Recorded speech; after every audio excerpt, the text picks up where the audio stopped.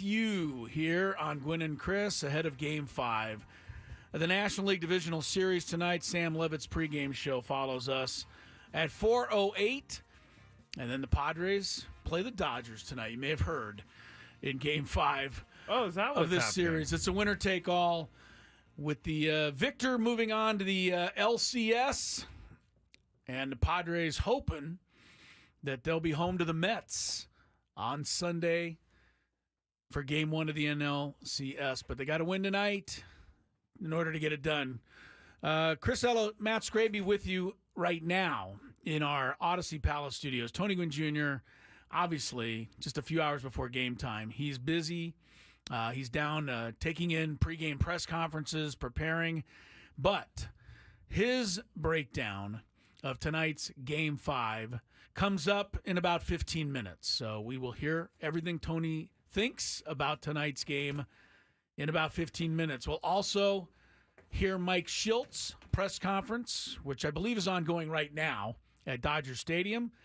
You won't have to wait long to hear it. We'll play most of that or all of it for you at the bottom of this hour. So you're going to get everything from everybody to get you ready for one of the biggest games in Padre history. Let's be honest. It honestly is. I don't know if it's the biggest. I feel like some of the previous World Series games were big, and some of the Championship Series games were big, and whatever. But I will say this, and it's not making me feel any better to say it, but I think that tonight the Padres and this organization they have the most to lose that they've ever had before in club history. And the reason I say that is because I believe the Padres are maybe one win away, that win tonight, from being in an amazingly good position to perhaps go on and win their first World Series. I did not ever feel that in 1984, or at least I don't think I did. I know the Padres pulled off a dramatic comeback. They won the last 3 games against the Cubs. I know they got to the World Series, but they were matched up that year against a Detroit Tigers team that was stacked. A Detroit Tigers team that started the season that year 35-5 and would go on to win 108 games. Probably the greatest team the Tigers have ever had. And the Padres were just, come on, happy to be there, right? It's 1984. Tony Gwynn was in his second full season. I mean, it was the start of something big. We're going to be there every year. Just happy to be there. And frankly, the Tigers overwhelmed the Padres in 5 games. 1998, again, the Padres pulled off a tremendous LCS victory that year over the Atlanta Braves. And if you go back to it, the Padres led that series against the Braves 3-0 that year. 1998. Games 4 and 5 were in San Diego. All the Padres had to do was win one of 2 home games to advance to the World Series. But this was the Braves, and the Braves won both Games 4 and Game 5. So the Padres had to pick up, fly all the way across the country for Game 6 in Atlanta with the specter of perhaps blowing a 3-0 series lead to the Braves, but it never happened. The Padres shut them down. Sterling Hitchcock, I think, got it done in Game 6. And so the Padres went to the World Series. But we know that year they faced perhaps the greatest single-season team in Major League Baseball history, the 1998 Yankees, who won 114 games in the regular, 114, and then would win 11 more in the postseason that year. The Yankees finished with 125 wins and, of course, swept the Padres in the World Series. Neither of those 2 seasons, it felt to me like the Padres were really on the precipice of winning it all. It could have happened. We would have loved for it to happen, but I didn't feel like, they were necessarily favored to do so. 2 years ago, or let's go back 4 years ago, first 2020. They beat the Cardinals in the first round. They met the Dodgers. I think they were happy to be there. Young Padre team got swept. 2022 got the great win by Joe Musgrove against the Mets. Got the great series win over the Dodgers. Fell flat against the Phillies, I thought. But I think a lot of that had to do with what a gigantic mountain it was that they climbed to finally beat the Dodgers that year. I don't know that they had enough left for the Phillies. This seems like a natural... And even further that year, had they beaten the Phillies, they would have played a great Houston Astro team in the World Series. So this year, though, I can't overlook the Mets, and I'm not going to begin overlooking them until tomorrow. And I can't overlook the Yankees in the American League. But this is not a great version of the Yankees. They won 4 games? I think they only won one more game than the Padres did. So it's a good version of the Yankees. They got Judge, they got Soto. But I'm not scared of the Mets. I'm not scared of the Yankees. And if it's the Guardians or the Tigers, I'm not going to be scared of them either. My point is, I'm scared of losing tonight, though. And that's the whole thing about elimination game. But that's what I mean. My point is, I feel like this is not the last chance the Padres are going to ever have to win the World Series and get their parade. But up until right now, I feel like this is the best chance they've ever had. I think it's one of the best Padre teams ever put together. They won the second most games in franchise history. The only team that won more was the 98 team. But this team, since the All-Star break, has been unbelievably good. 43-19 to finish the season. And, you look at their order 1 through 9, anybody can be the hero tonight. You look at their starting rotation, even without Musgrove, it's as strong as it's been in years. Their bullpen is lights out from like the 4th or 5th inning on, if they choose to go that far. Defensively, they're outstanding. Their manager's good. They've got I just think that, I don't know, maybe it's because it's the moment, Scraby. But maybe I'm honestly feeling like if they don't do it today, it might be one of the bigger letdowns ever, because I think so much is at stake. I think there is obviously a lot at stake. I think in the moment it would be a huge letdown, but overall this team exceeded expectations because, what was it? Vegas only thought they were going to win 84, 85 games. A lot of people didn't even think they were going to reach 90. That's not going to make me feel any better. But what you said about 2020, 2022, now 2024, this is a natural progression of a team building itself into a spot where they can win a World Series. Like, not always are teams... do they have to go through this, but this is a sustained way to put yourself in a spot to have a chance to make it to the World Series. Yeah, like I said, this is not going to be the last chance ever, but this really feels like a great chance to finally win it all. And in order to do it, you've got to win this game. It's a one-game thing tonight, and we know any crazy thing can happen. So I got to be honest with you. If you look, if you're watching on the YouTube chat, did you put me on screen yet, Scrape? Yes, I did. All right, good. Hi, how are you?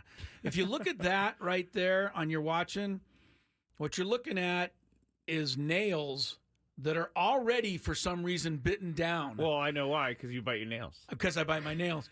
But I'm frustrated because I must have bit my nails like all day yesterday, and I need that for tonight. You need some nails to bite. I need some nails for tonight. I don't have them. Well, I'm a little concerned about this. You don't need to bite your nails tonight because really? They're going to score 8 in the first and just blow them out? You never know. From my lips to God's ears, I guess. Steve on the chat said Cease has been terrible. I was thinking a lot about the decision to start Dylan Cease on Wednesday. Okay. And in hindsight, it probably wasn't the best idea. But with Dylan Cease, we've seen him this year be so good, and we've seen him this year struggle. And you are really putting him out there to see which Cease you get. And if you get the great Cease, it's going to pay off for you in big ways. It's a huge risk-reward. So I don't think that Cease is terrible, but because he can be a great pitcher, he just has not been that consistent. He's pitched two poor games against a team that is one of the great hitting teams in baseball. Part of it is him not being as effective as he normally is. Part of it is that the Dodgers are great. Look, I'm hoping that they're going to go forward and Cease will be a big factor against the Mets and hopefully on into the World Series. But he's pitched 2 bad games. The reason that Dylan Cease pitched Game 4 is so that Mike Schilt would have Yu Darvish for Game 5. Understand that. If he didn't pitch Dylan Cease in Game 4 and they lost it, whether it was Martin Perez or a bullpen game, if they lost Game 4, he would have to pitch Dylan Cease tonight.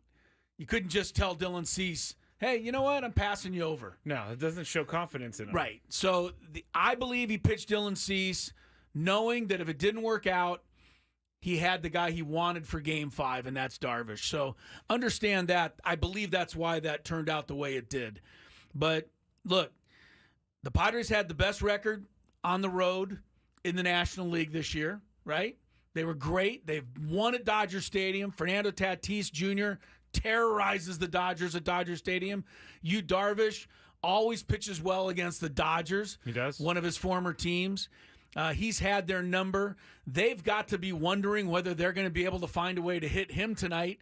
The same way the Padres are probably wondering how they're going to hit the Dodger bullpen tonight. True. So, there's got to be concerns both ways. But having said what I said about my concerns about what is being risked tonight, I still do have the ultimate confidence that the Padres are a better team and should win this game.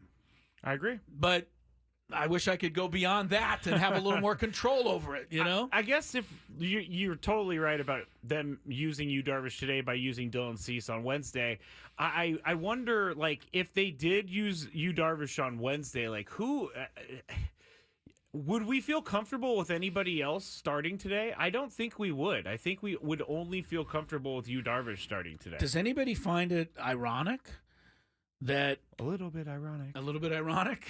Does anybody find it a little ironic, Alanis Morissette, that when the Padres announced their pitching rotation for the wild card series, the one guy who wasn't in it is the guy who they're counting on tonight to advance their season? It is ironic. Yu Darvish wasn't even one of the starters named for the wild card series. Maybe that was by design.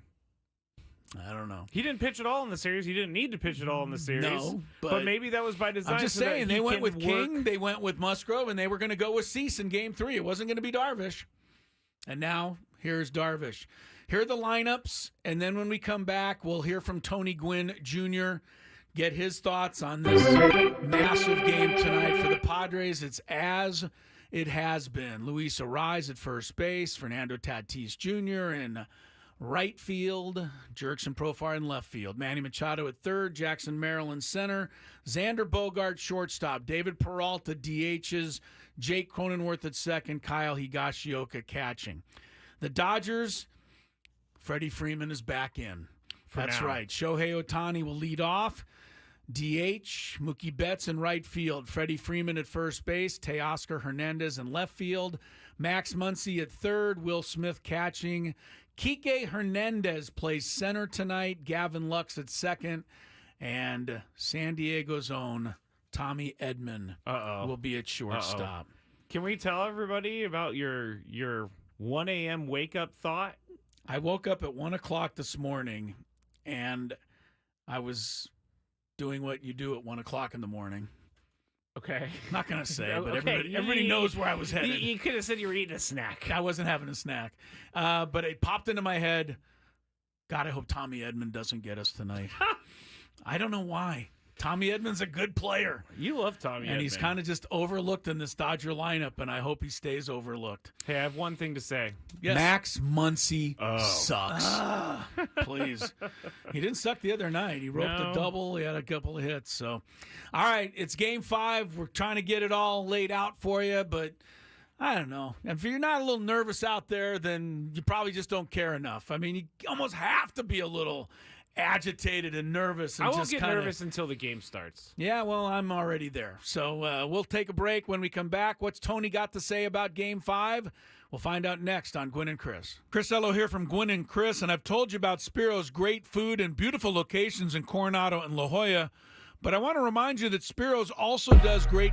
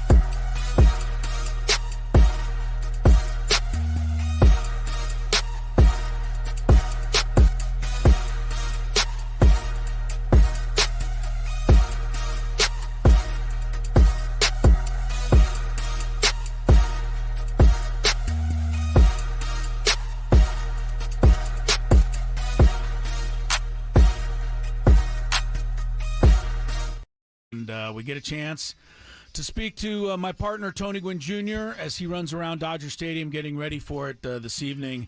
And, Tony, let's just kind of preview it. Let me ask you, what you're thinking the keys to a Padre victory are tonight. What kinds of things are coming to your mind? Great question. I think really what it boils down to is the Padres playing their game. Doesn't mean that they need to hit it. I mean, it would be lovely if they could hang a 5 spot. They've done that quite a few times this year. But it doesn't need to be that. But it does need to be the ingredients we often talk about, right? I'm saying in order to give this team the best shot to get through to the end. Doesn't mean it can't go a different way. But I think the best way, a good start from you, Darvish, some runs early, clean defense, and then hand it over to that bullpen. I think that is the recipe. That's the recipe we've seen pretty much all of second half. We saw it in the first half, just was less consistent. And I think that's the key. I think Darvish Yamamoto, this is a big deal. And so I expect that we're going to get the best version of you, Darvish. Well, it'd be lovely to get 3 or 4 up on the board. There's no question. But I have a sneaking suspicion, Tony, as I look at this game, that Yamamoto is only going to be allowed to give up 1 or 2 runs. I agree, 100%. I just don't think he'll even be in a situation where he could give up more than that. I mean, it could very well be if the first 2 guys get on base and then a long fly ball, they could take him out in the first inning. It wouldn't surprise me if Dave Roberts does that. Go ahead. And you know what? He probably knows that. So add that to the pressure of the Game 5, knowing that this team that he's facing has hit him very well every time they faced him, and that because of that, his leash is short. Yeah, he won't. They won't hesitate to get him up out of there first if it looks like there's trouble. Whereas Darv, although the decision to move him could be a lot quicker than normal, I don't think he's going in there with that in the back of his mind. And so that is, I think that's an advantage for the Padres tonight. Yeah, I hope you're right, and I think you're right, because I mean, I've never had to pitch under those kind of circumstances. Like, you give up a base runner, we're probably going to take you out. Like, okay, I'll do my best, but I plan on coming out, sooner rather than later. But having said that, and why I say that, I don't think Dave Roberts will give him a chance to give up more than 1 or 2 runs. To me, that means the Padres are going to have to find a way. And, they haven't been all that successful yet in the series, but they're going to have to find a way to get 2 or 3 against this bullpen. I would love to think that you could win the game 2-0. Maybe you can, but it's the Dodgers. They're going to score at least a couple of runs, you got to think. So the Padres got to do something against this bullpen, and I think Manny said it best. I mean, we're hitting the ball, we're having some good at bats. It's not happening for us yet. We don't need to change too much, but I think that might be, to me, is my key. Like, can you get 2 or 3 runs off their bullpen? Because if you can do that, then you can. I think you win this game. Well, then that's just simple. Revert back to what you did in games 1 and 2. That bullpen didn't shut down the Padres at all. They added runs in that ball game, and they got some of them, especially in game 2. They definitely got to pretty much most of the bullpen that they brought in, and so I mean that's the thing, and that's the thing about baseball in general, right? You could be doing a lot of things right, and it doesn't always equal success, but you have to keep doing those things right in order to get back to that success. So I agree with Manny. Like, they have had good at bats. They need to continue to do that. And, you always feel like that's your best opportunity, best chance to give yourself a bunch of opportunities. Padres have had guys on. They just haven't got that big hit yet. And, you just have to figure from what we've seen throughout, course of the season that that's not going to stay that way. And you hope that it starts tonight. Yeah, they did leave 8 guys on in the loss the other night in Game 4. So it was a shutout, but a couple of hits here and there could have changed things a little bit anyway. All right, it is an elimination game. And we said this yesterday. The Padres all-time are 3-0 in elimination games, but that means next to nothing tonight because I mean, this is a whole new team than, those three teams that won elimination games. However, on the other side, I look at Dave Roberts, and I looked it up today, Tony. He's 5-2 in elimination games as manager of the Dodgers. So he's got some experience. I think some of these players have experience in an elimination game. What does that say to you? Did you ever play, maybe in college, in one of those Mountain West tournaments, a game where you go home if you lose? How do you avoid making it bigger than it really is? Unfortunately. I mean, how do you – well, those are two different questions. Yes, I have been in elimination games. I was in one pretty much, I think, every single year I was at San Diego State. I was in a championship win or go home scenario, and each time we went home. Being said, well, good thing you're not playing tonight. Good. I mean, now, just for the record, I balled, but we didn't win as a team. Good. So, all right, good. I think I think we heard that yesterday from Mike, right? I think the objective is to try not to make it bigger than it actually is. Easier said than done. Certainly, guys who have been in this spot have a better chance of figuring or getting to that quicker than someone who hasn't, who's trying to figure out how to kind of keep it regular. There's so many different things happening, but I think there are three guys that were, I think it's three, right? Three is the number of the 22 guys. Yeah. That were in the Met game. That were in that Met game. And those are the ones that, you lean on that experience. And fortunately for the Padres, those dudes happen to be the leaders for this ball club. So everybody who hasn't been a part of that can certainly, look to them. They don't necessarily have to ask them, but just watch them. Watch how they deal with it. Watch how they prepare themselves. And I'm sure they're already doing that. I mean, these guys, considering who their manager is, we often fret at Mike and some of his cliche or obvious biases towards his team, but this is where it matters, right? They have a manager that keeps things pretty simple. Even though sometimes we want more details, he still keeps it simple. And that is reflective of how his team will manage these type of situations. Not going to be too big.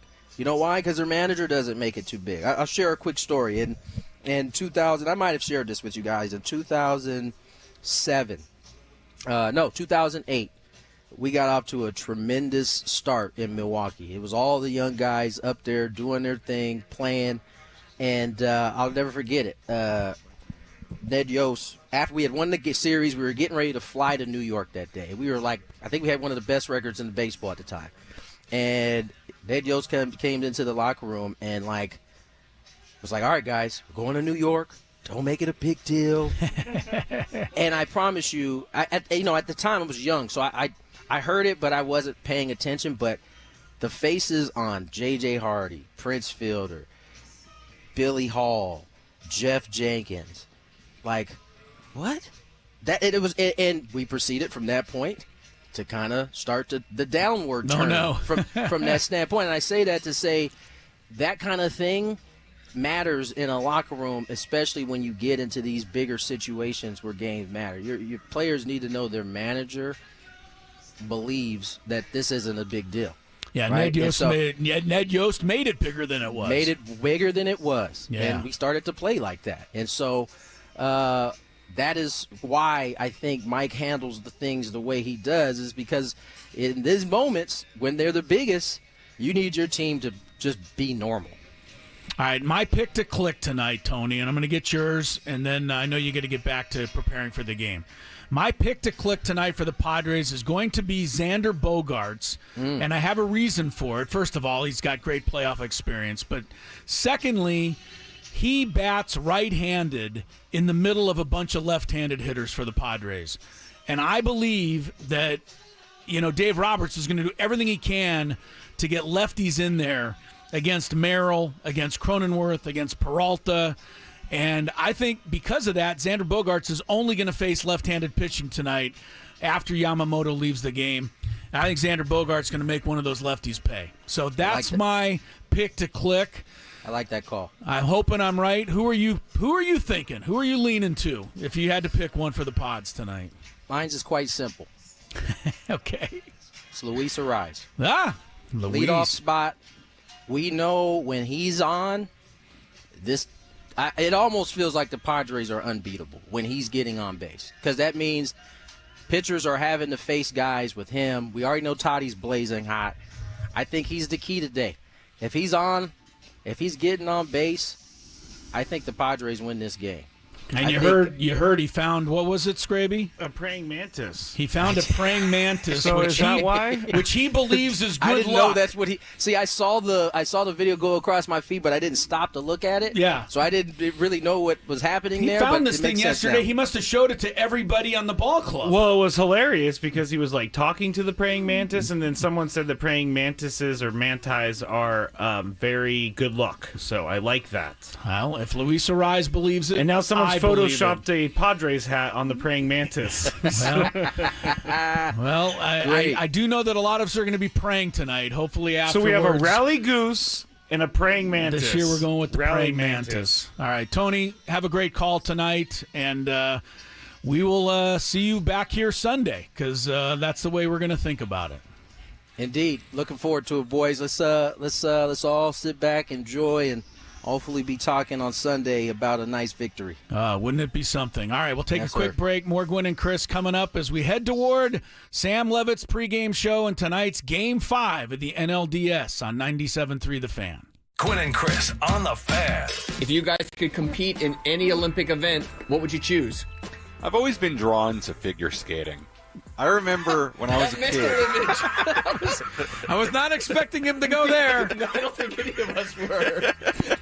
Tony I really have, though. There was. Tony is dying over there for.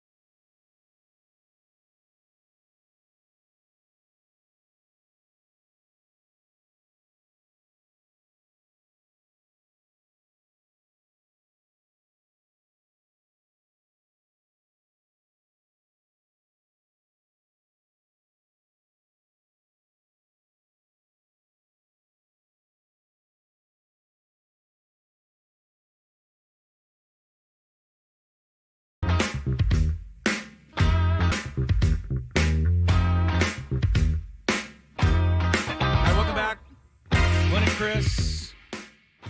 2.5 hours away from the first pitch. Padres Dodgers.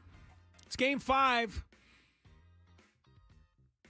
Might be aware of it out there. I think so. I think most people are aware of it. Scrappy, where are you watching the game tonight?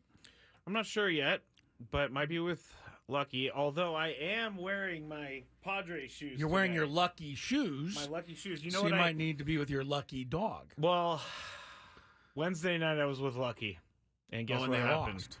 So But whenever I wear my lucky shoes, you're thinking of giving Lucky the dog the boot tonight? I may just lock him outside for Lock the night.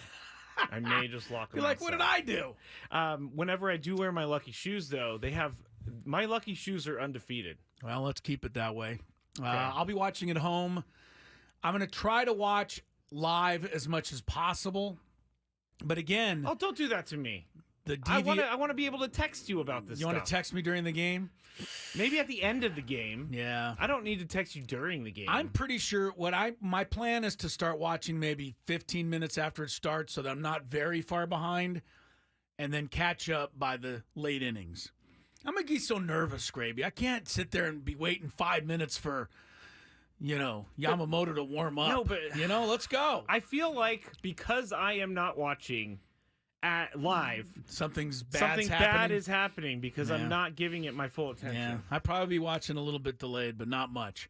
This is it, right? And we can't wait for it. A couple of things to clean up before we get to Mike Schilt and what he had to say in his pregame press conference up there at Dodger Stadium just a short while ago. One, in the discussion with Tony, I said that Dave Roberts was 5-2 in elimination games. What I meant to say is that he's 5-2 in winner-take-all games, where the winner moves on. Dave Elimination Roberts games. But Well, not elimination. it's not an game. elimination Yeah, game you're because right, he's you're right. lost other elimination games that his team did not have a chance to Winner advance. take all. But in a winner-take-all game, the last one he managed was in 2021 up in San Francisco, the year that the Giants won the division. The Dodgers went up there and beat the Giants in the deciding 5th game. He also defeated Mike Schilt in a elimination game. That was also in 2021. That was the one-game playoff between the Dodgers and the Cardinals. And if I'm not mistaken, Chris Taylor won that with a walk-off home run in the bottom of the 9th inning. He did.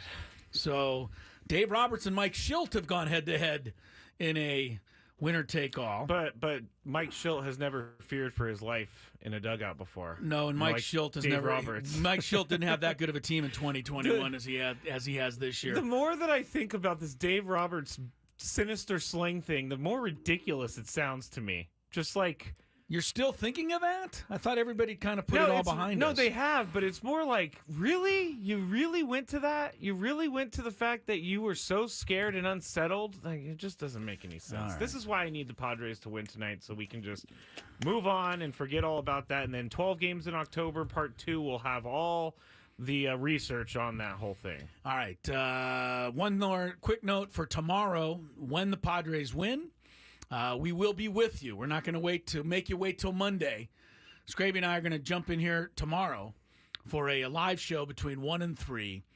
That will follow Ben and Woods, who are going to come in and do a special live show as well tomorrow between 11 and 1. So we will have you entertained and informed all day tomorrow, starting with Ben and Woods at 11, myself and Scraby at 1 o'clock.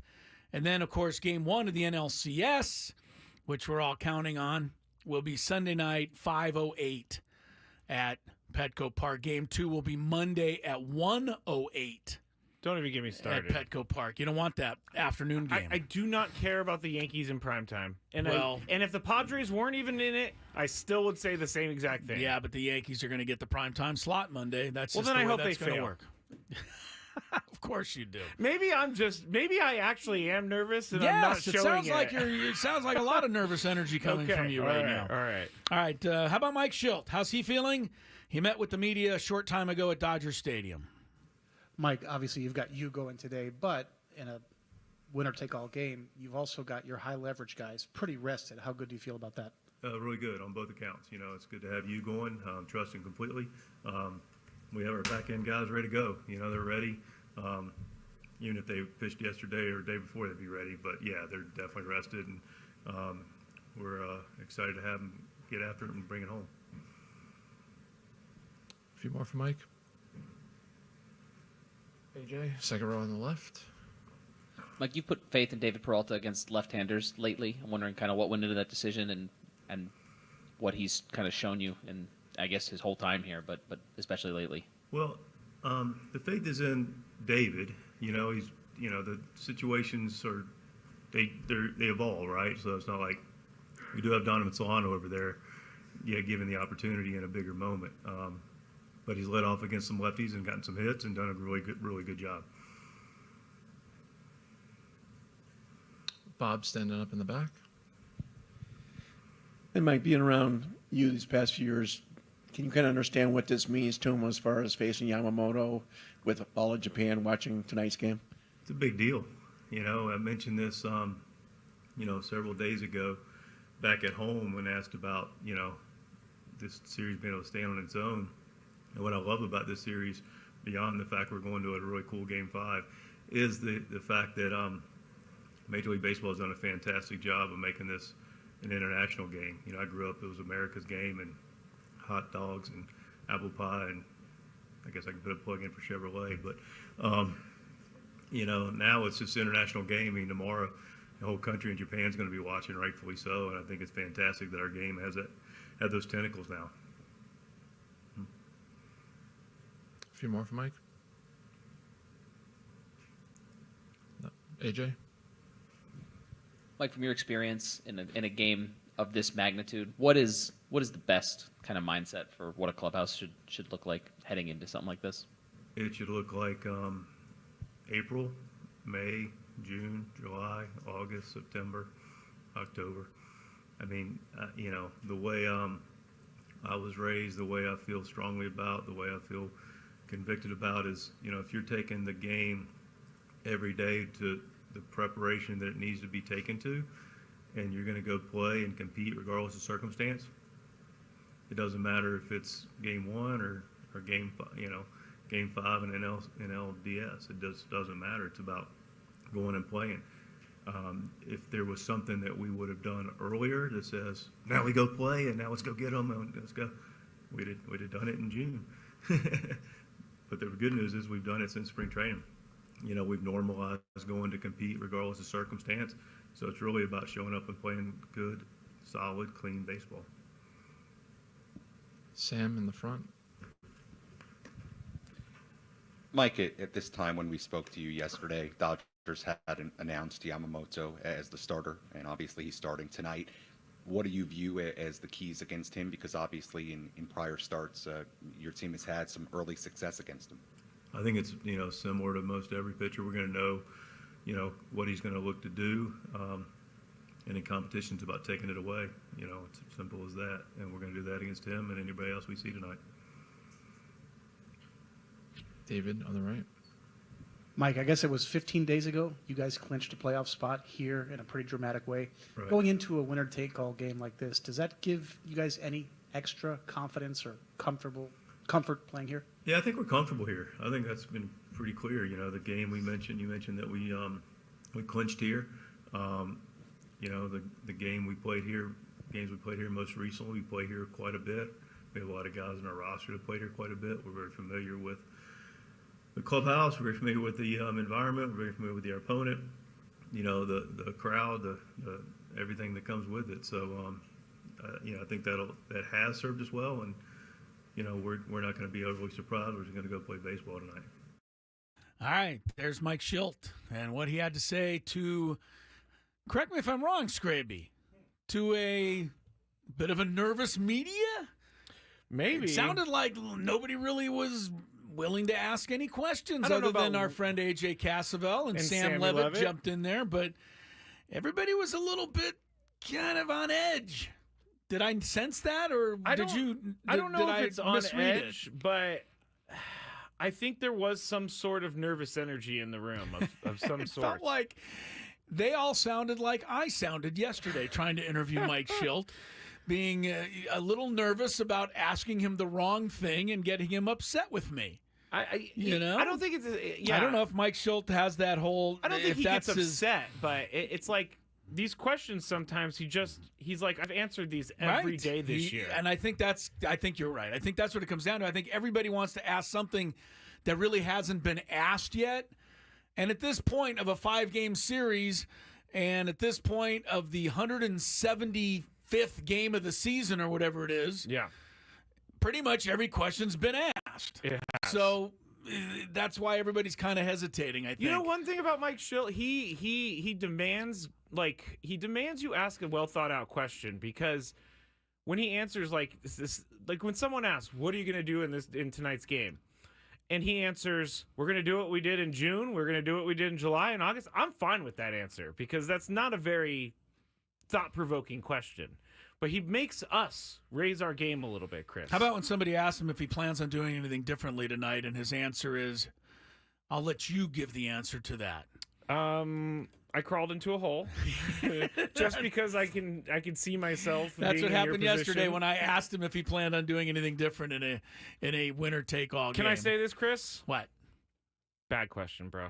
Bad question, I'm but I just kidding. rebounded. I'm just But I kidding. rebounded nicely by telling him he should have picked his lineup out of a hat. And he got a laughed. kick out of that. Yeah, you gotta laugh, not to I was cry. able to break the tension a You little were. bit right there. You were. All right, he mentioned David Peralta. Let's a little hear from David Peralta, his pregame presser up at Dodger Stadium as well a little while ago. Mike Schultz was out here a little while ago saying that the clubhouse should feel this for a big game like this, like it does in April, May, or June, or any other time of the year. What do you think the vibe in there is like, and what do you want to see it be like? I mean, it's the same. We feel confident. We know how good we are. We know who we're going to face too. I mean, it's going to be a crazy atmosphere out there, and that's exciting. We like that. And it's going to be a good game, man. It's going to be a game. We're going to go out there and do our best and compete like the way we've been doing the whole postseason, the whole season, and it's nothing different. It's going to be exciting. It's going to be a lot of emotions and everything, and that's what we're here for. A few more for David. Jeff on the left. Hey, David. The offense has hit starting pitching well in the postseason. The relievers have been a struggle. What do you see going on with that? I don't think it's any we're doing our best over there. You know, like they have good relievers, good starters too. I don't think it's anything that we have to change. We just have to go out there and do our best to compete and do everything. And sometimes it doesn't go the way we want it against the reliever, but we prepare the best we can. We have a great coaching staff, hitting coach. They're giving our good scouting report to execute. We just have to score one more run, and that's it. It's part of the game. This is the postseason, so anything can happen. So we'll see what's going to happen today. Go to Jesse in the back row on the left. David, for you, when you think back to where you were at the start of this baseball season and where you are sitting right now, what do you make of 2024 for yourself? Good question, man. Like the beginning of the year, as you guys know, I had a surgery. I'm looking for a job to prove myself that I could keep playing and everything, and it was kind of tough for me and for teams to give me an opportunity, and the cops gave me an opportunity and helped me to finish my rehab and all this kind of stuff, and I'm very thankful for them. And I had to go to AAA to prove myself that I'm healthy, so teams can notice that. And I was hoping to get to the big league. I got a call up to the big league with the Cubs, but it didn't work. It happens, but I'm very thankful for them because they helped me a lot to go through this. And I always believe things happen for a reason. And when I went home, the period of time when I was waiting for calls, the Padres called me, and right away, it was a good connection. And I went to AAA to play a couple games, and I don't want to say this, but Boogie got hurt and everything, and that was my chance to come out to the big league and help these guys. And man, they gave me the opportunity. They gave it to me the opportunity. They believe in me, and took me a little bit to show them that. And then, hey, I'm still a lot of David Peralta for everyone, but finally I did it. I feel like I did my job, especially when Tatis went down.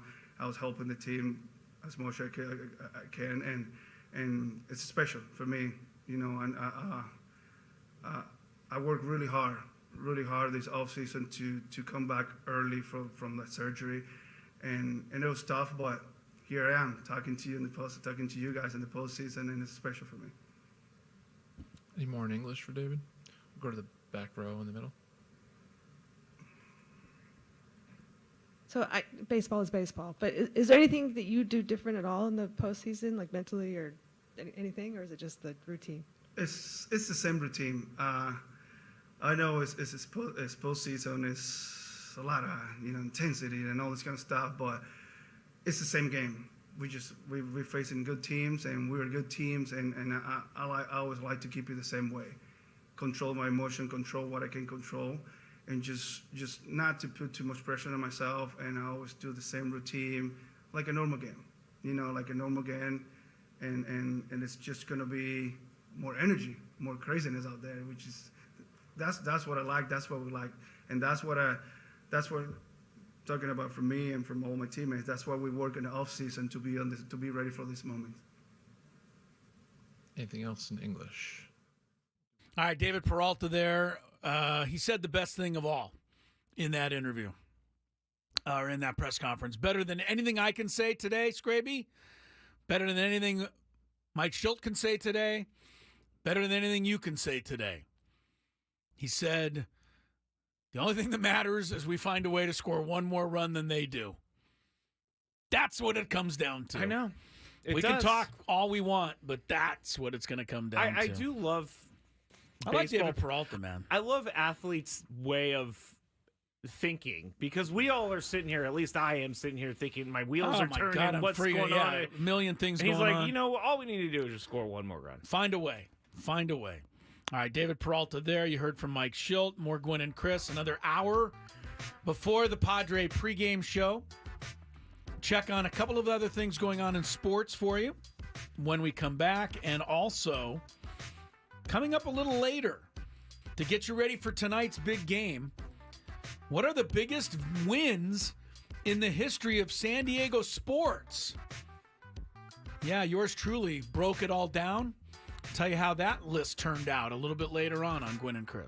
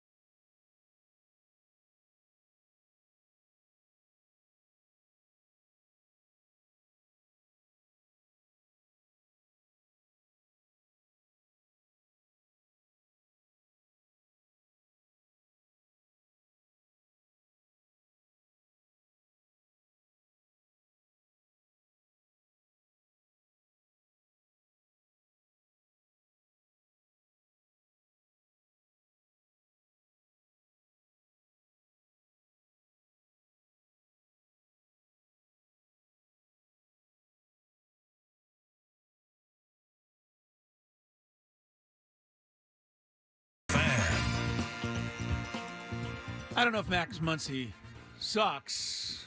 Sure would be nice if he kicked a couple of balls around tonight at third base, though.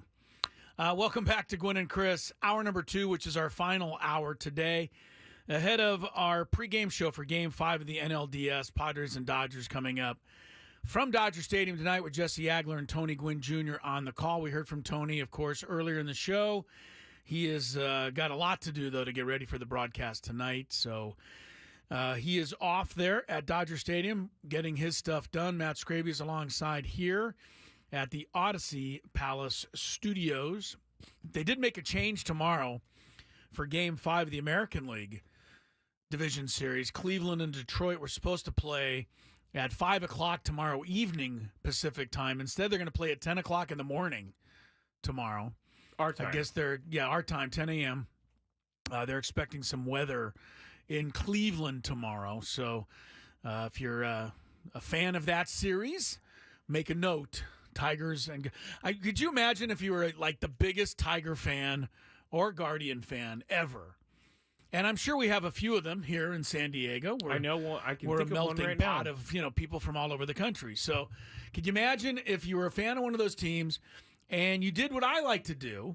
You found out the game tomorrow was at 5 o'clock. You set your DVR for 5 o'clock, and then you kind of forgot about it and came home tomorrow night, after being out all day at, 6 o'clock, turned on your DVR to watch the game and found out they played it 7 hours earlier. I have no sympathy for that person because that would be quite the bummer. If you're a big enough fan, you know what time the game starts. You do, but even if all they right. change the time. All right. I do not like watching playoff games. I can't, Chris. You have to watch it live. You're jinxing everybody. I'm not jinxing anything. Not jinxing anything. All right, let's check in on a couple of other things. This is really the only game in town today, tonight, anywhere. There's really not a whole lot else. There's a couple of little college football games here and there, but Maction. Maybe a little Maction, but nonetheless, Scraby, let's take a look at our board, as it were, in the Daily Gambit. Do you like money? I think about money a lot. Do you like money without doing anything? Winning. Do you want to make money while watching sports? I think Washington is immortal luck. Washington! Woohoo! If you answered yes, this is your segment. Just don't blame us when you lose. Nothing is ever your fault. It's your game. Take it. Gwynn and Chris go through the top bets of the day in The Daily Gambit on 97.3 The Fan. Before we get into it, baseball coverage on 97.3 The Fan is presented by T-Mobile. Switch to T-Mobile and you can get tons of benefits and still save on every plan versus AT&T and Verizon. Use their savings calculator to find out how at T-Mobile.com/switch. Please, everybody, gamble responsibly. I will just let everybody know I did not make a parlay going into this game because I did not want to be responsible for anything that happened in this game. So no parlays from me. We do have some bets to review from yesterday. Why don't you bet on the Dodgers players to do something? We know no, that because you I could feel jinx like that into existence. I don't feel like it works that way. All right. The bad juju only goes against the team. It only that goes you against cheer the team for. that you want it to? Yes. Okay, I got you. 49ers Seahawks over under 49 total points in the game last night. Chris said under, I said over. It went 11 points over. Quite 36 a far, to quite a 24. bit over. Yeah. Who had more passing yards, Brock Purdy or Geno Smith? You said Purdy, I said Geno Smith. Geno had more passing yards with 312. DK Metcalf over under 64.5 receiving yards. Both of us went over. Both of us were wrong. He had 48 yards, but he had one long plus touchdown 70-yard called back. touchdown called back because some guy went in motion on the Kenneth other side Walker of the field. didn't even stop his motion. Yeah. It didn't matter for the play, but that was a huge break for the Niners. It was. But I don't think it really would have mattered because I think you guys really outplayed Seattle for the most part last night. I don't know. All right. James Madison were 8-point favorites over Coastal Carolina. Both of us picked the Bulldogs. Both of us were right. They won 39-7. Then you had the New York Liberty against the Minnesota Lynx. You chose Minnesota. The Liberty were 6-point favorites, and I chose the Liberty. The Liberty were up 18 points at one point, but the Lynx came back to win 95-93. That was some game last night to start the WNBA Finals. In overtime, Minnesota winning that game. Yeah. In New York, I think, was it 95, 93? Yeah. Yeah, I mean, it was a hell of a game. And so Minnesota, which has won championships before, takes the lead in the final series over in New York, that is still looking for their first ever WNBA title and has just lost home court advantage. So Boom. we'll see. Good We'll for see. you, Lynx. Yeah. Brianna Stewart and Collier were the who scored more in the game is what we bet on. I said Stewart, you said Collier. Collier did win, but she only won by 3 points, 21-18. So kind of They a don't low ask how scoring. many, Scraby. They just I ask know. how. Yankees and the Royals last night over under 8 runs in the game. Both of us went over. Both of us were wrong. It was I want 4 to talk a total little bit runs. about that series in the next segment. Okay. Then you had I'm not kidding, Chris. In our notes, I put UHL versus Long Island, which is not what we bet on. It was UHL reminds me of a But shipping there's no company. UHL. It's UHC. It's the Utah Hockey Club. Oh, yeah, you're right. Club is spelled with a C. Yeah, yes, it is. Yes, it is, Chris.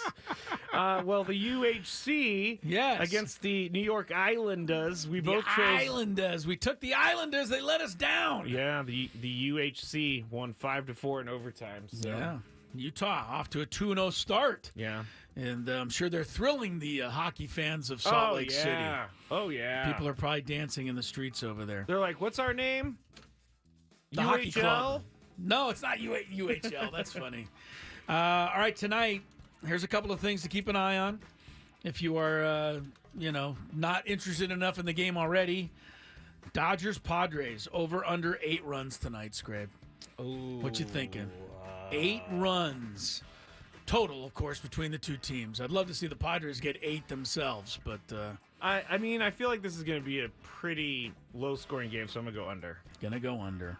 It really does figure to be under. So I'll say over. Come on, guys. 7-2. Make it a little easy on us. That would be nice. Tomorrow, even though they're on the road, the Tigers are favored by 1.5 runs over the Guardians in Game 5.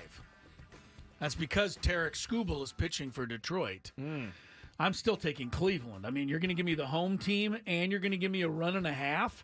I'm going to take it. How about you? I'm not going to take it. You're going to go with Detroit. Yeah. Detroit. Detroit. All right. Tarek Skubal, speaking of the great Tigers left-hander, 5.5 strikeouts over under tomorrow. 5.5. Seems kind of a paltry figure. Yeah, I'm going to go over. I'm going to go over also. All right, into some college football we go. The Red River rivalry game tomorrow. Oklahoma. Texas. Texas. Oklahoma. Right? Against Texas. Okay, good. Correct. Quinn Ewers starting. Texas is number 1 in the country. They're favored by 14.5 over Oklahoma. Scraby. Who do you like here? I have no idea what Oklahoma's all about this year, so I'm just going to take Texas. All right. I have friends that are Oklahoma fans, and their kids go to Oklahoma. So I'm going to take Oklahoma. Okay. Wyoming is favored by 1 over Sean Lewis's San Diego State Aztecs tomorrow. You know where I'm going there. Mm-hmm. Although the game is in Laramie, it's a big challenge for the Aztecs. Young team, freshman quarterback, going up there at altitude, trying to win on the road. But You're going to hate me. you're going to take Wyo? I don't think the Aztecs win this game. Wyo. Okay, I'm not. I already hate you, so this doesn't matter. Ohio State. That didn't change anything. No, it didn't. No. Ohio State's on the road. Big game tomorrow. Number 2 versus number 3. Ohio State favored by 3 at Oregon. Game is at Oregon. This is one of those games where the conglomeration of all the conferences is kind of good It's because paying you're off. getting these two teams playing each other. Yes. But, and It's so kind of cool. Right. So, but everybody says that, and then, Minnesota plays Arizona State, and you're like, who cares? Yeah, Right? yeah. Most of the time. But That's this a is good one point. that's pretty good. I think you're up. Ohio State minus 3. I'm going to go with Autzen Stadium's pretty loud. I'm going to go with Oregon because I do not like Ohio State. I'm going to go to Ahmad Rashad's alma mater. Is that Ohio State? No. Oh. Oregon. I had no idea. He was named Bobby Moore back then. Oh. Changed his name to Ahmad Rashad when he went into the NFL, and then probably a good became idea. famous. NHL tonight in Manitoba.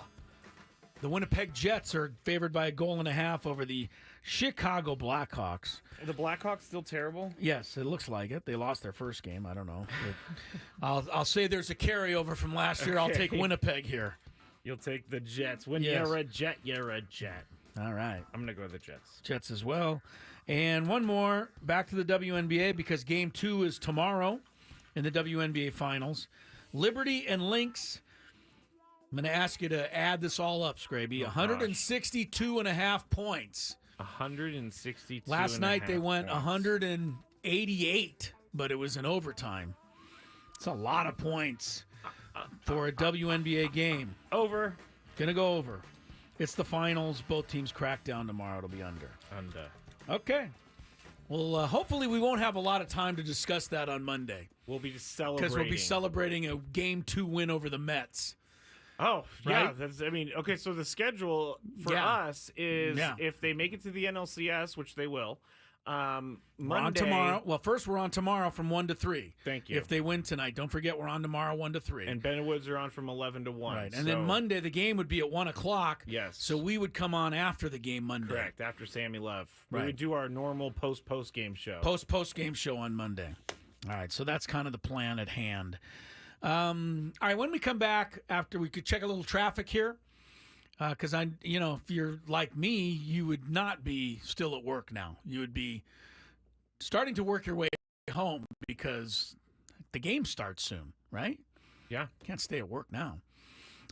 So let's give you some traffic, and then a little quick look at the controversy in the Yankees-Royals series last night.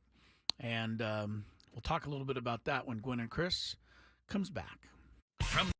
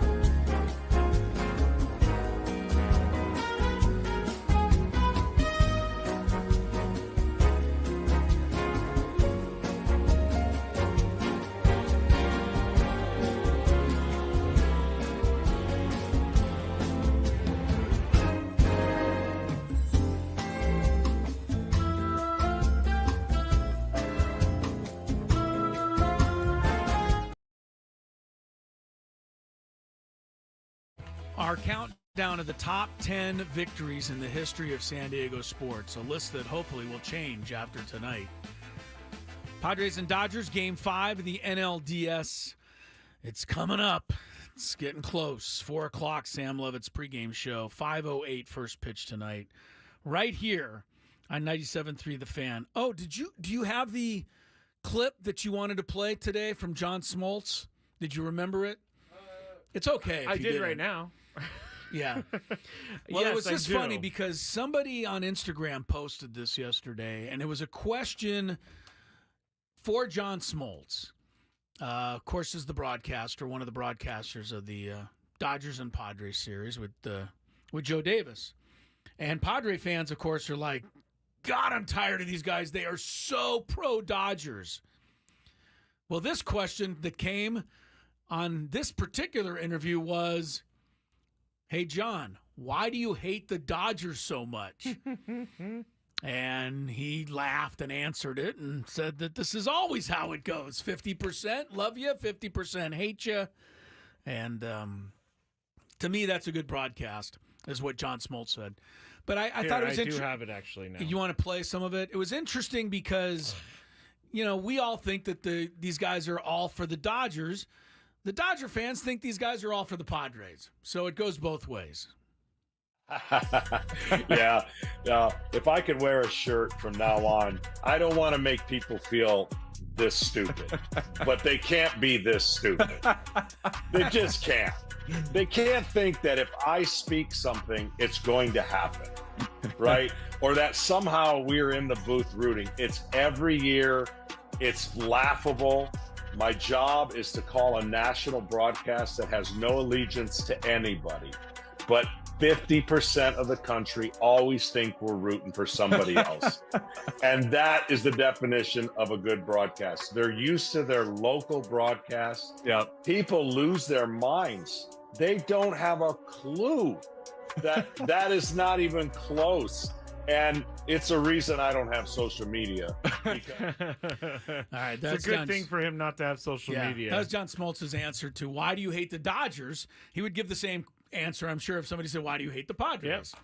So, I've never had a problem with John Smoltz. I think he's good, but I know that Jesse and Tony are better. Yes, they and are. Tonight might be a night to listen to our guys. Yes, right I here agree. On 97.3 The Fan. And when they win, tune into 97.3 The Fan because Tony will be downstairs being sprayed with champagne. He'll be down there in the locker room. Sammy and Lev will be there too. Yeah, He'll have be all doing the his post-game interviews. show. Yes, all that you stuff. definitely want to come. If you do watch the game, make sure you come here for any post-game because we'll have it, for like an hour and a half after the game. So make sure you make a note of that. Make a note of this as well. In case the Padres play the Yankees in the World Series, Jazz Chisholm's an idiot. He's just an idiot. I did not. Did you? That's not where I thought you were going. Jazz Chisholm, thank goodness, like the Padres didn't, think to pick a guy like that up. First of all, after the Royals win Game 2, he says they were just flat out lucky. And that's just bulletin board stuff you don't need to say. I'm not in on that. And then yesterday, Game 4, Miguel Garcia of the Royals slides into second base. He actually, I thought, got tagged rather hard by Anthony Volpe, who was trying to catch the ball and apply a tag at the same time. I don't think Garcia meant anything. I don't think Volpe meant anything. It just was kind of a collision there at second base. Nobody said anything. Garcia got up. Volpe patted him on the butt. Good hustle, good play. And then over from third base came Jazz Chisholm to start yapping, and he started everything. And then, of course, the bench is empty and the bullpen's empty. I don't know. Miguel Garcia was trying to show up Anthony Volpe because he kept standing next to him, staring at him. Disagree with you. He sized them up. Disagree with you. I thought it was How all does that not Jazz tell you? Chisholm. How does that if he was? It's all Jazz This is- Chisholm. If you're not going to listen to other opinions, then I'm not going to fight you. Good. Because I you're just wrong. am not a Jazz Chisholm fan. I know, that Are you doesn't a mean- Jazz Chisholm fan? Not necessarily, but I will say that Miguel Garcia did not really go You to thought the dugout easily. Well, Volpe, in applying the tag, did forearm shiv him to the neck. He wasn't attempting to do that, but he did do it in order to make the tag. If you look at this play over and over in the the instant replay and all that, so I think Michael Garcia had a right to be a little bit upset for a couple of moments, which he was, and then I think he was ready to go off the field until Jazz, the instigator, intervened. I also don't think it was good of Anthony Volpe to pat Garcia on the back as he was walking towards the. He was patting him on the back to say, "Hey, good play, good hustle." I don't know about this. Oh, you're okay. You're reading it wrong. I'm telling you, you're Look, reading it wrong. Chris, I'm gonna put this on the YouTube Put it up stream for real quick people to look at and see what they think. Because I swear to you, all right, let me look at it again. All right, you're gonna put it on the stream. I'm putting it on the YouTube stream. Just search 97.3 The Fan. Let's see what you got here. So this is after the actual. You know that picture of Alex Morgan behind me is a sharp. The sharp image display. Yeah. Okay. Now I've added it to the stage, but here we go. All right, this is after it's over. No, but you didn't show the. We were talking about the fight. Yeah. Okay. He's walking. He had already started to walk off when he looked to his right because Chisholm came into the picture and started yapping. Watch. Everybody, all these videos are like starting right after the play. Yeah. What's going on here? He looks at Volpe he looks at him for a second. Stares at him right there. Oh God! He just stares looked at him. Watch. Still staring. Then he goes, and then he's like, "Hey, see you later, buddy." And then he walks off, and then Chisholm comes in. Chisholm's an idiot. Okay. I'm not changing my opinion on that. All right. Well, that's if the Padres play the Yankees. I will say this: if the Padres get to the Yankees, they're gonna be 100 storylines before Jazz Chisholm's an idiot. I think you comes just into closed play. your camera, by the way. No. Yeah. Oh, I didn't mean to do that. It's okay. Now, it's here. I will say that Jazz didn't help anything. I mean, if anything, yes. He certainly wasn't a peacemaker. He threw gasoline on a fire. All right. Which All right, I will agree. Okay, there's somewhere we can agree to agree. So there. Okay, I'm back. But yeah, if the Padres can make it to the Yankees, I mean, first you've got the 1998 thing. You've got the Soto trade. You've got Michael King. You've got Higashioka. Jazz Chisholm's an idiot will be way down the line when it comes to storylines if that happens. By the way, I know in New York right now they're thinking not about Yankees Padres. Thinking about Yankees Mets. They got a chance for a Subway Series. It's the first time both teams have made the LCS since they played in the World Series in, I think it was 2000. I will not watch that World Series. I probably won't either. Yankees, by the way, are looking. We agree on something else. The Yankees, by the way, are looking to return to the World Series for the first time in 15 years. That may not sound like much, but that is the longest stretch in Yankee history. 15 years between World Series. Oh, I'm so sad for them. I know. I feel bad for the poor Yankees. All right, Padres, Dodgers, trying to stay alive. I'm just trying to stay not as nervous as I truly am. We'll take a break, and when we come back, we'll relive some of the great victories in the history of San Diego sports. Getting ready, hopefully, for another one tonight on 97.3 The Fan. Hey, it's Ben Higgins, and if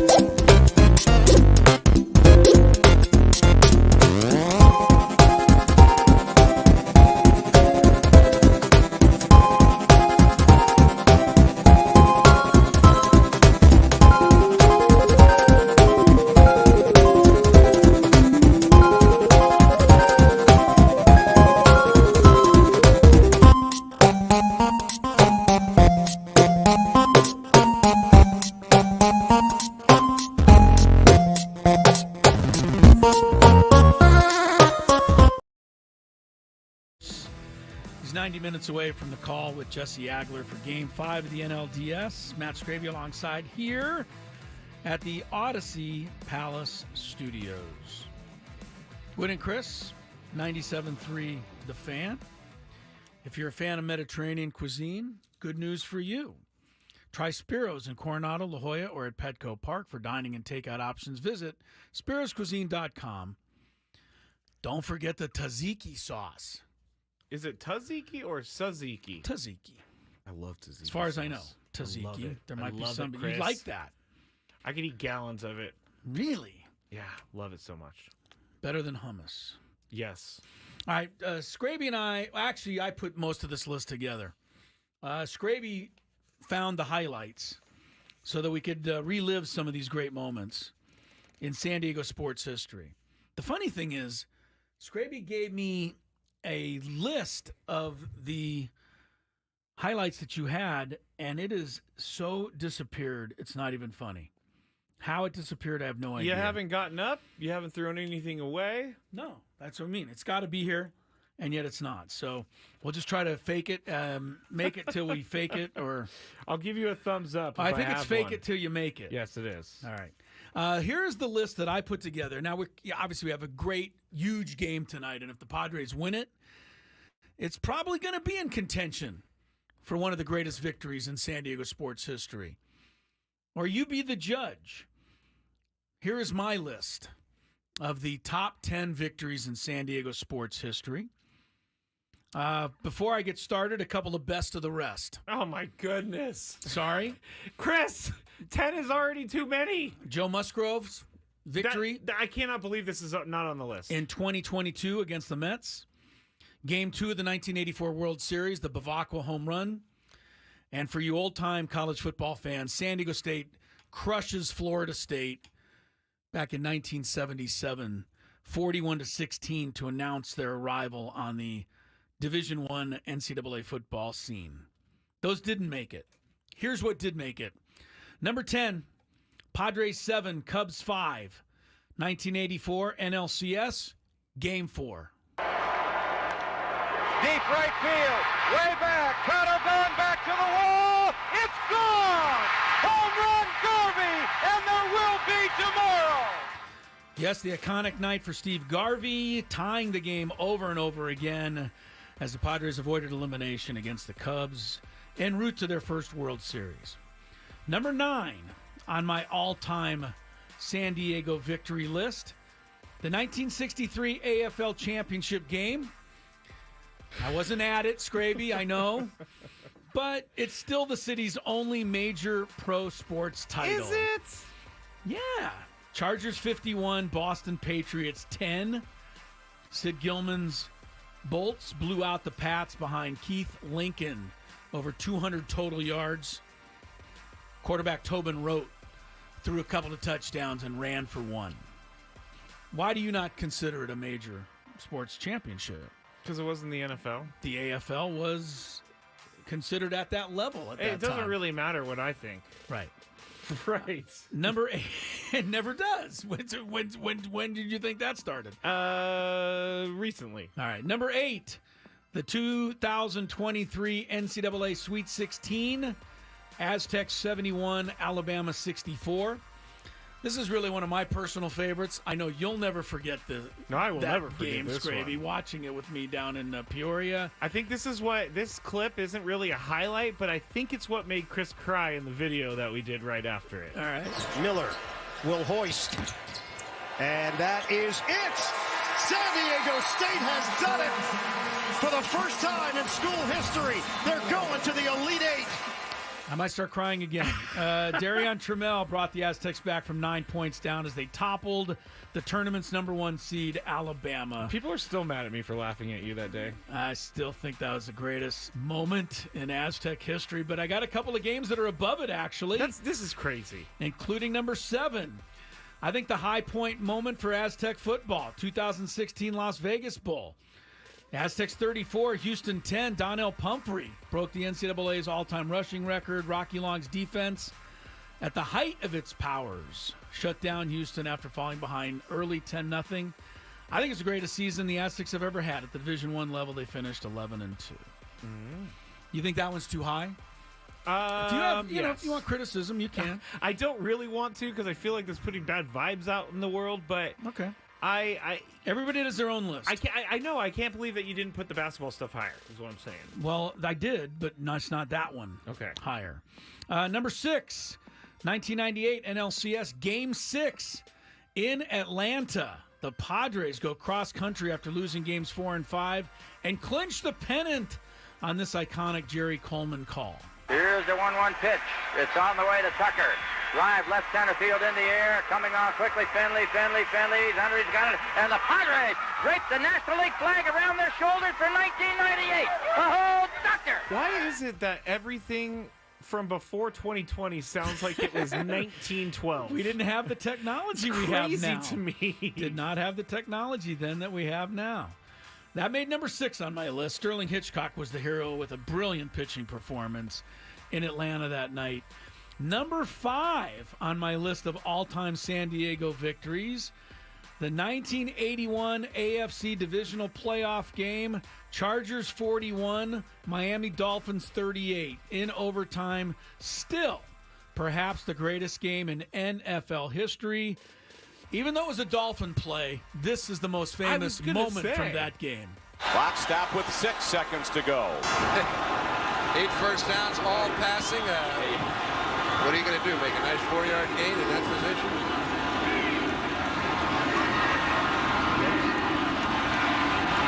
Hard throw. Look at that!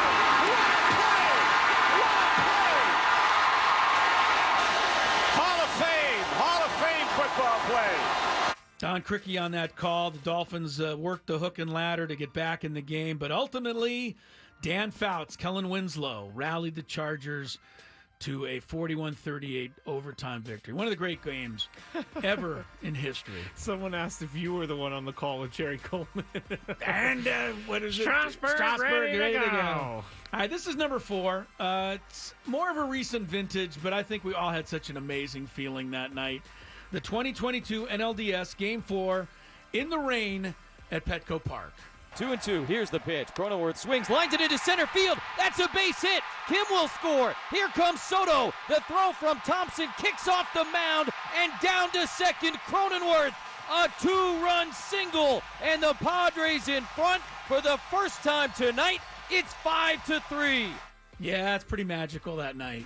I still get chills. I can still remember that inning and everything that led that into inning, it. yeah. Oh, Remember, they were down 3-0 in that game. They were. And late in the ball game, came back to win it. Sorry, that's why I thought the other night. I was like, okay, they're down 3-0. This is like kind of like Game 4 from 2022. Little deja vu. And then Yeah, things went it didn't the turn other out that way. Great call by Jesse there. Jake had the hit off Alex Vesia, which could be a matchup tonight somewhere down the road. You never can tell. All right, here's my number 3 game in the history of San Diego sports. Oh, no, let me look for this. I meant to look for this. If you don't have it, it's okay. It's the 1984 NLCS Game 5 as the Padres beat the Cubs 6-3. The reason I chose this, a couple of reasons. One, it was a remarkable day to be a San Diego sports fan. And it was the first trip to the World Series. And I don't think you can ever beat your first time getting there. You know, you can do it again and again and again, but your first time you never forget. And it just so happened that Tony Gwynn had what proved to be the game-winning RBI hit in the 7th inning. Bat on the ball for a single to left field. Hard! Sandberg over his head to right center field, base hit. 1 run will score. Mola is slow getting it. Here comes Wiggins. Here comes the throw to play. He's sick. The third is Gwynn. 5-3. San Diego. Place was going a little insane. You can almost hear it in the background, despite the quality of that sound. Don Drysdale's call. Tony Gwynn, 2 RBI double, and the Padres took a 5-3 lead on that hit. Went on to beat the Cubs, get to their first World Series. I put that number 3 again. Maybe not as great of a game as some of the others in the actual game, but for the importance to this city, getting there was incredible. What 2 games could be above that? Well, I think it's pretty simple, actually. This is the first of them. 2023 NCAA Final Four. To shoot, taken on, and it's blocked. Pulled down by Mensah. They have the 1 timeout. Are they going to take it or not? They don't have their scorers on the floor. It's Butler with 2 seconds. He's got to put it up. And he wins it. He wins it with the jumper. Can you just play that another 6 times? I mean, how many times have I heard it now? And I love it every time. No, you do love it. I do love it. I think that I guess it goes in the top 10 if you can remember where you were when it happened. And I remember watching this game thinking, oh my gosh, he airballed it. Because the angle made it look like an airball. Oh, you didn't think he made it? And then it went, no, it made when it was going up. I thought maybe he missed it badly, but it swished. It was a perfect shot. I thought it was going in all the way. Lamont Butler's iconic buzzer beater. Aztecs over Florida Atlantic, 72-71. And then the number 1, and I might get a little flack for this, right? Because the team's no longer here, and I get it, and we hate them, and we'll hate them forever. But if you were anywhere near San Diego in 1994, nothing will ever beat the victory in Pittsburgh to win the AFC Championship. 4th down and goal from the 3. 3 wide receivers, John L. Williams in motion. Neil O'Donnell on a 4th down play to save the season to throw. Fire and down! It was laid down at the goal line by San Diego. Dennis Gibson in a deep drop, got a hand on the football, and the Chargers have kept the Steelers out of the end zone on a 4th down play. Hacksaw. That was him? That's Hacksaw. Really? Yes, it is. I did not recognize. Honestly, I'm not being a jokester. You better be careful that you play that. He may charge you. He may send you a bill. I didn't realize. Honestly, that didn't sound like him. That's Hacksaw's call. Dennis Gibson's iconic play, knocked down the ball. Here's another. First, I mean, they got to the Super Bowl. But it's one of the greatest moments in San Diego sports history, and it's not even a game.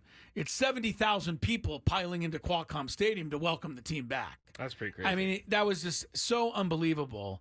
And, their only trip to the Super Bowl made number 1 for me.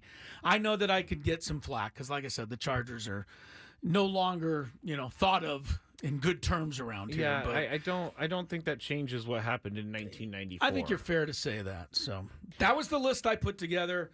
I hope it puts everybody in a little better mood and kind of relaxes everybody before we go right back into the pressure cooker later tonight. Yeah.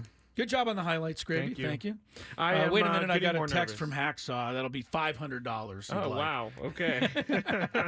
He's probably got it copyrighted. We may actually owe him $500. Why didn't you tell me this before we played it? I didn't hear it until you played it. I mean, what highlight am I going to get? I don't know. I thought maybe a TV call or something maybe existed somewhere, but I thought that was the TV call, to be honest. It did not sound like Hacksaw to me. That was good old Hacksaw.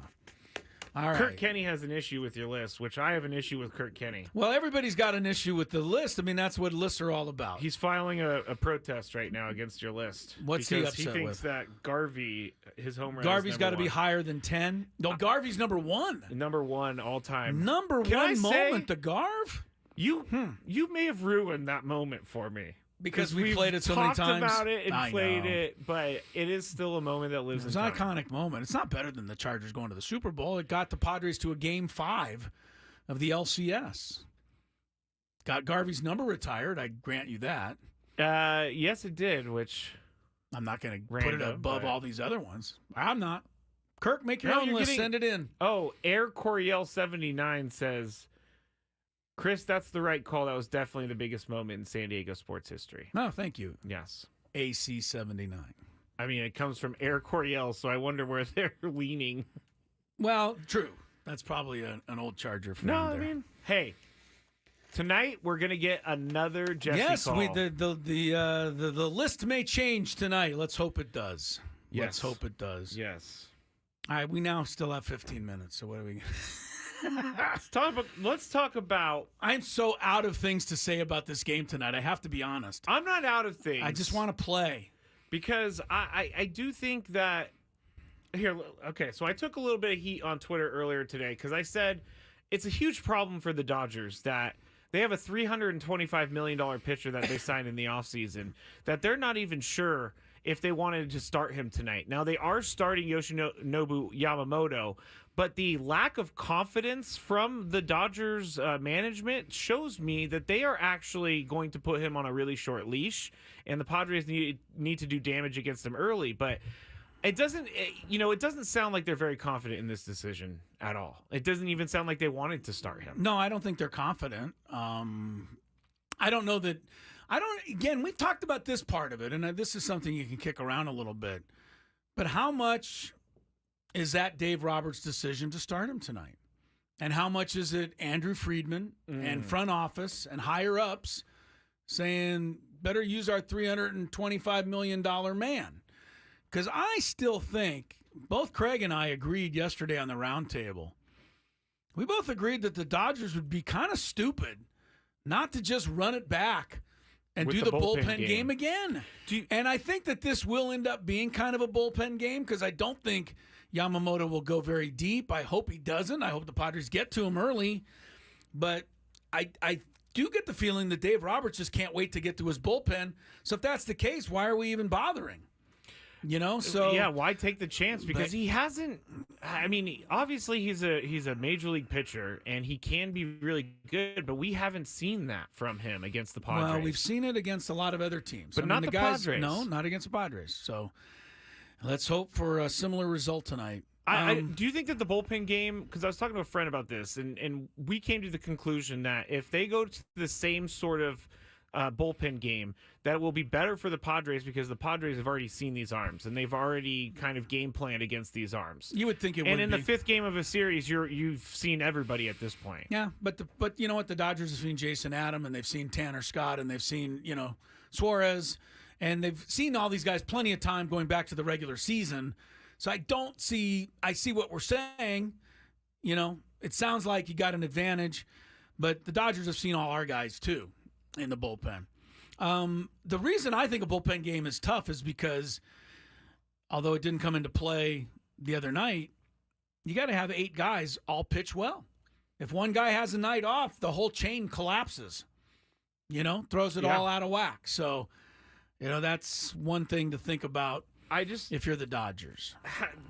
It's a 5-game series. How it just doesn't seem like it's a good thing for the Dodgers whatsoever. Well, I'm just going to say that. The answer will be in what happens, right? The proof will be in the pudding, as they say. Yes. Tonight. Yes. All right. I said my pick to click was Xander Bogaerts.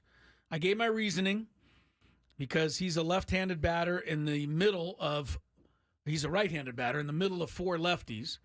So I think Bogaerts will get to see left-handed pitching and thereby have a great chance to do some big-time damage tonight. I hope he does. He's my pick to click. Tony clicking on Luis Arraez. It's a good one. It's not a bad one. Look, Luis hit 150 points higher on the road than he did at home. So that's one thing. And he's been struggling in this. He's 3 for 18. So we need one of those 3 for 4 nights from him. Yes. Tony is hoping and expecting it. Who is your pick to click? We haven't got yours yet. Who are you going to put the kibosh on here? The kibosh. I don't even want to say anyone. I know. Don't say anybody. Part of me wants to go with someone like Jake Cronenworth because he's already been legendary for the Padres, but I'm not going to go with Jake Cronenworth. I'm actually going to go with someone that we had on the show a little bit ago, David Peralta. I think David Peralta, he has the ability, and he's shown us this in this series already. He has the ability to change the game. He's hit a home run. He's had a couple runs batted in here. I think that was in Game 3. So David Peralta is a massive pickup for the Padres and has been all season long. I really think that he could do some great things. I think you're riding a long shot here. But I am. You know, it's not going to bother me if it works out. Of course, and none of us picked Fernando or Manny, which is, you know, good for the Padres because that just shows how deep this team is. And we wanted to like kind of choose something that was maybe I want to be right. conversation worthy. No, I want to be right. Okay. I want to be right. See, I don't care if I'm not right and they still win. So, Adam put up this thing on Twitter, Chris. It says, "What's the one word you use to describe how you feel right now?" To all the Padres fans out there. Apprehensive. Oh, that's okay. All right, that's a good one. I haven't seen that one yet. Thank I got you. an anxious. I got a couple confidence. I got hopeful. Nerve-sighted is one of them. Anxiety. Let's see. Nothing burger. Impatient. Nauseous. Nothing burger. Antsy. What do you think nothing burger means? Like I'm non-pulsed? I'm not nervous at all. Not nervous at all. Which Yeah, is not okay. true. Well, Because then you don't everybody care is enough. nervous. Edgy. Queasy. Queasy. So they're unsettled, which I like that word. Oh, that's a fair. That's a good one. Good one by that. Yeah, good choice there. That is a really good one. Poking a little fun at Dave We do Roberts. have traffic though, Chris. Okay. From the 97.3 The Fan Traffic Center, here's Kelly Danick. Traffic is sponsored by SDG&E. Okay, I know we're all excited about the game tonight, but guys, you've got to focus. We've already had way too many crashes. One involving a motorcycle has just been cleared out of lane south 163 before Friars Road. But yeah, you're still seeing a huge amount of residual slowing there. Also traveling on the northbound 805 right at the northbound 15 connector ramp. There's a couple vehicles involved in this crash. Looks like they are mostly over to the right shoulder. East 8 before the 5 got a crash blocking lanes. Looks like they cleared that accident on the way into Ocean Beach. Westbound 8. Carmel Mountain Road on-ramp to North 5 Coastline. There is a collision. In peak wildfire season as a last resort, SDG&E may need to shut off power in specific areas for public safety. Learn more about public safety power shutoffs at sdge.com/PSPS. I'm Kelly Danick with Gwynn and Chris, San Diego's #1 sports station, 97.3 The Fan. All right, yes, get home safely. It's the only way you're going to be able to enjoy the game. Exactly. Tonight. So, all right, we got a few minutes left before we turn it over to Sam Lev and the Padre pregame show. Who else? Is Adam up there? I bet he is. Yeah, I think he is. I actually Program don't know the director, answer to Adam that question. Klug. I actually don't know, but I'm pretty sure he is. Why? I don't know if he is. I don't know if he is either. Because the Jewish New Year is it today or yesterday? I think it's today or tomorrow. Somebody help me on the chat there. I'm not going anywhere. Well, yes, Katrina said Adam has temple tonight, so yes, it's tonight. Okay. Anyway, it's going to be... well, we got Tony up there. He's going to be in the locker room if in case they win, and when they win. And we got Sam up there. Sammy will be in the locker room when they win. We got our guy Dave Marcus, who's going to put it all What's he together. gonna do? He's going to be mixing and matching and doing the ones and twos. No, he'll be there. We got Jesse Agler to walk us through some of this stuff. I really hope they're taking a picture on the field after the game, Chris. That means that one thing happened, which is a win. The bottom line is when game is over tonight, if you watch on TV, definitely switch here to 97.3 The Fan for all the post game because you're gonna get all that. And on TV, you know what post game you're gonna get? Not Ken Rosenthal interviewing people. Right? I guess so. Isn't he still, he's in public the enemy doghouse. #1? He's in the doghouse. I did see a video of a fan screaming at Ken Rosenthal to get out of San Diego, which I thought was a little much, but I'm not going to say that it's wrong to say that. I know that Dodger fans are being warned tonight. Big story in the LA Times this morning about let's not repeat what we did in Game 2. Oh, that's what the Dodger fans are being told? Yes. People are saying let's not repeat that performance. I'm so happy that they finally came to their senses that you can't just throw things on the field. Well, it doesn't mean they won't do it. It just means that there's people asking them not to. Yeah, that's true. But I also think this team, it doesn't, I don't think it plays the villain role, but I think this Padres team loves playing in places where there's a ton of adversity, and they love playing on the road. They've been good on the road all year. They love shutting crowds up. I think they're built for this. I hope so. Some teams just aren't built to go on the road and win, but the Padres have been all season I believe in every single facet that the Padres are going to win tonight. And I'm still worried because crazy stuff can happen in just one game. Do we want to take a phone call real quick? From? Mario. Okay. Hello, Mario. How are you? Hey, anticipation. Anticipation. Okay. Man. That's All his right. word. That's his word. I got a final 9-2 Padres. 9-2 Padres. Wow. Yes, sir. Yes, My sir. goodness. Yes, sir. Well, I'm All not right, gonna, Mario. not going Thank to turn you. it down. Where are you watching the game, Mario? You know what? Either I'm kind of going to go half and half at my old lady's house and the other half at home, but I don't know which to go first. I think I'm going to go first at my house, and when they're winning, then I'll celebrate with her family at her house. Ooh, I don't know. I mean, that kind of, if they're winning and you leave. He's got it figured out. Let him do what he wants. I know. I got it figured out. Okay. I got it figured He said out. 9-2. Yeah. It's not. By the time he leaves his house, it'll be at least a 6-run This is lead. true. Thank you, Mario. All right, Mario. Good luck. Have a good man. night. Good luck. Anticipation, Thanks. Mario's word. Anticipation. Yeah, he's It's a not good one. concerned at all. I wish I had his his What was your non-concern. word? I didn't hear your word. Oh, my word will probably be eager. Eager. I'm just ready to get that's the one thing about sports that stinks is you have to wait sometimes for quite a long time, and time is moving very slow right now. 2 days for this game. 2 days. Yeah, I think Mike Schilt was ready to play it 2 days ago. Wednesday night after the game was over. He probably was. To just run back out there and play again right now, especially since all the Dodger relievers would have been tired and wouldn't have been able to come back in. Yep, that's true too. Yeah. All right. Cleveland beat Detroit yesterday. Who do you like in Game 5? Skubal tomorrow? I do like the Tigers. Skubal, yes. That was a pretty good game by David Fry, though. Pinch hit, down by a run. Your season's in jeopardy. You had a 2-run homer to put your team ahead.